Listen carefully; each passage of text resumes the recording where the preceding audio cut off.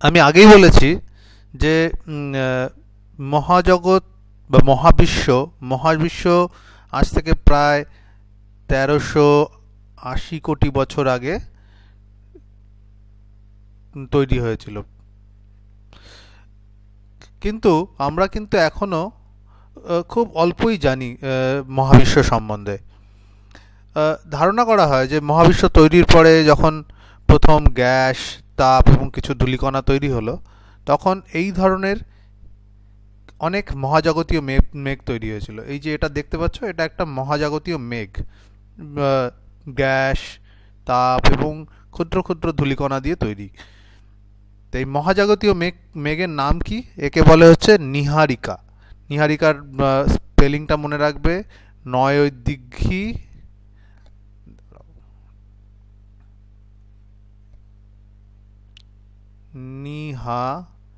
নীহারিকা। ওফ,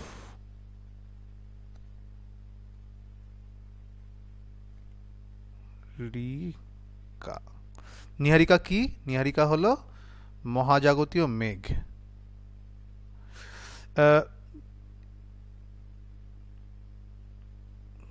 মহাজাগতিক মেঘ। এবার এইরকম অনেক নীহারিকা কিন্তু আমাদের মহাবিশ্বে আছে। যেমন আরেকটা ছবি আমরা দেখি।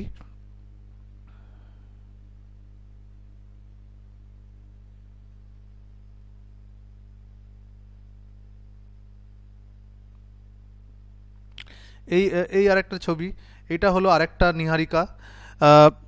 যদি দেখো, যখন নীহারিকা ঠান্ডা হওয়া শুরু হলে ওর মধ্যে যে গ্যাসগুলো আস্তে আস্তে জমাট বাঁধা শুরু করে ধূলিকণাগুলোর সঙ্গে, এবং আস্তে আস্তে সেটা বড় বড় আকার নেয় এবং মাঝখানে খালি জায়গা তৈরি হয়। এই যে এইভাবে নীহারিকা থেকে নক্ষত্রপুঞ্জ তৈরি হয়। নীহারিকা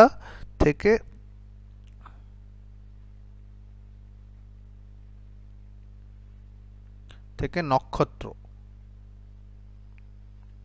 নক্ষত্র কিন্তু যে তৈরি হয় সেইগুলোর কিন্তু নিজস্ব আলো থাকে, শক্তি থাকে, এবং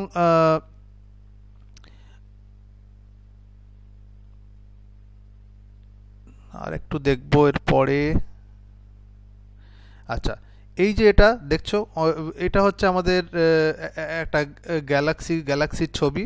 আমরা আমাদের যে গ্যালাক্সি, যে ছায়াপথ আমরা আছি, আকাশগঙ্গা ছায়াপথ, তার ছবি তো তুলতে পারিনি।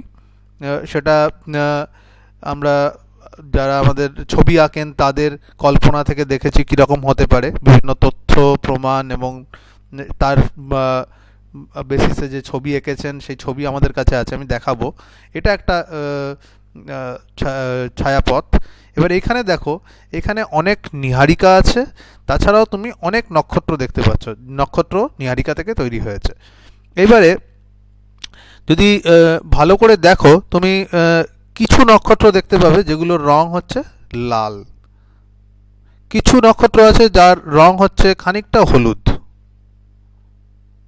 যেমন এই যে এইখানে যে নক্ষত্রটা দেখতে পাচ্ছ, এই যে এগুলো সব লাল রঙের নক্ষত্র। এইগুলো এখানে দেখা যাচ্ছে, এই যে রেড কালারের নক্ষত্র আছে। কিছু নক্ষত্রের রং হচ্ছে হলুদ, অনেকটা হলদেটে। হলদেটে নক্ষত্র এর মধ্যে আমি খুঁজে পাচ্ছি না। আচ্ছা, কিছু নক্ষত্র হয় সাদা বা নীল। এবার এই যে নক্ষত্রের রং দেখে বোঝা যায় যে, আমি আগেই বলেছি যে নক্ষত্র নিজের আলো থাকে এবং শক্তি থাকে, কারণ তারা ওই জ্বলন্ত গ্যাস থেকে ধীরে ধীরে ঠান্ডা হয়ে তৈরি হয়। যদি নক্ষত্র লাল অবস্থায় থাকে, তার মানে তার শক্তি ধীরে ধীরে কমে আসছে। হলুদ তার চাইতে একটু বেশি, এবং সাদা এবং নীল নক্ষত্র শক্তি আরও বেশি। তো এই জিনিসটা খেয়াল রাখতে হবে। নক্ষত্রের রং দেখে আমরা বুঝতে পারি যে নক্ষত্রটা কতটা শক্তিশালী, তার মধ্যে যে তাপ এবং শক্তি আছে সেটা কতটা আছে। আর যত ধীরে ধীরে ঠান্ডা হতে থাকে, তখন সাদা বা নীল থেকে হলুদ, তারপরে শেষের দিকে লাল হয়ে যায় এবং তারপরে একদম বুঝে যায়। আচ্ছা, এইবারে নক্ষত্র দেখলাম আমরা। এর পরে যেটা দেখব সেটা হচ্ছে আকাশগঙ্গা ছায়াপথটাকে দেখব। এই হচ্ছে আকাশগঙ্গা ছায়াপথ। এইখানে বরং তুমি কিছু হয়তো হলুদ দেখতে পাবে, মাঝখানে দেখো, মাঝখানে অনেক হলুদ অংশ দেখা যাচ্ছে, অনেক লাল আর নীলও আছে। আচ্ছা, সূর্য হচ্ছে কিন্তু আমাদের ঠিক এইখানটায় রয়েছে, সান। বেসিক্যালি আমরা যে কোঅর্ডিনেট বানিয়েছি, কোঅর্ডিনেটের মাঝখানে মানে এই 90 আর 270, এই যে কোঅর্ডিনেট আর এখানে 0, এই কোঅর্ডিনেটের মাঝখানে সানকে রাখা হয়েছে এবং তারপরে দেখা গেছে এই যে ছায়াপথ, ছায়াপথে অনেকগুলো এরকম দাগ আছে, এরকম অনেকগুলো দাগ আছে, কোনোটা ছোট কোনোটা বড়, এরকম একটা ঘোরানো দাগ আছে। আসলে ছায়াপথে সমস্ত নীহারিকা নক্ষত্র ঘুরছে, ঘুরছে এবং আগেই বলেছি যে তারা ধীরে ধীরে বাইরের দিকে যাচ্ছে, বিভিন্ন ছায়াপথের মধ্যে দূরত্ব বাড়ছে। তো এটা হলো আমাদের এই ছবিটা যেটা দেখছো, এটা হচ্ছে আমাদের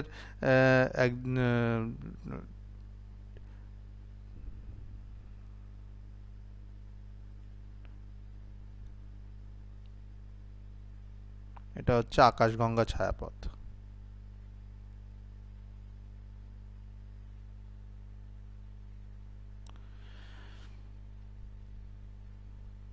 আচ্ছা,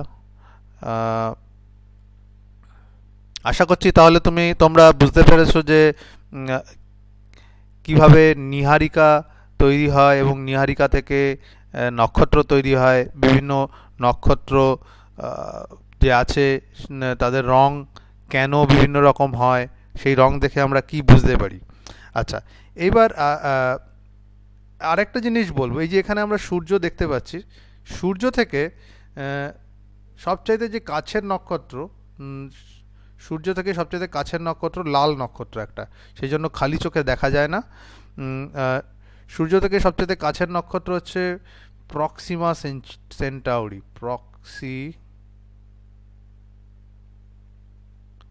সেন্টাউরি।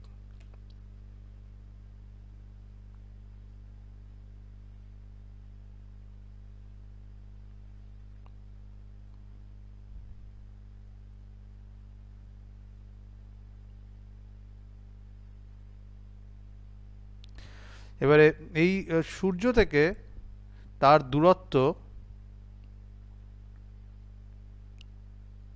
হচ্ছে, এই দূরত্বটা হচ্ছে প্রায় 41 লক্ষ কিলোমিটার, 41 লক্ষ কিলোমিটার। কিন্তু সাধারণত আমরা এই ধরনের দূরত্বকে কিলোমিটারে মাপি না, আমরা সাধারণত আলোকবর্ষ বা লাইট ইয়ারে মাপি। আমি আগেই বলেছি আলোকবর্ষ হচ্ছে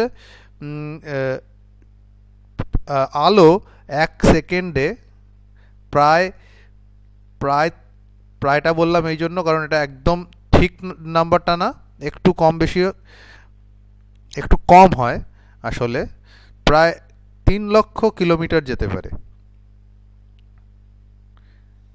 এবারে 1 সেকেন্ডে 3 লক্ষ কিলোমিটার যায়, এই গতিবেগে যদি আলো 1 বছর চলে, 1 বছরে আলো যতটা যাবে, যে দূরত্ব অতিক্রম করবে,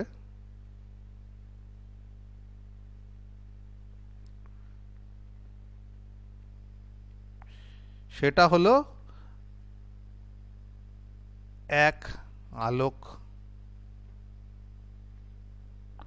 বর্ষ। বোঝা গেল? আচ্ছা, আরেকটা জিনিস যেটা বলবো, এই যে প্রক্সিমা সেন্টারি আমি বললাম আগেই, এটা একটা লাল তারা, সেই জন্য খালি চোখে দেখা যায় না।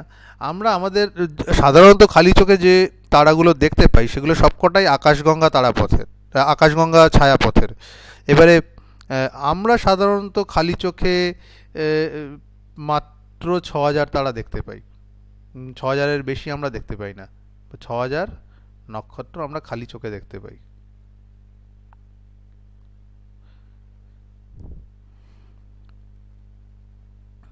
আচ্ছা, আরেকটা জিনিস যেটা তোমাদের আমি বলবো, আমাদের পৃথিবী পৃথিবী সূর্য থেকে কত দূরে আছে, সেটা হলো 15 কোটি কিমি।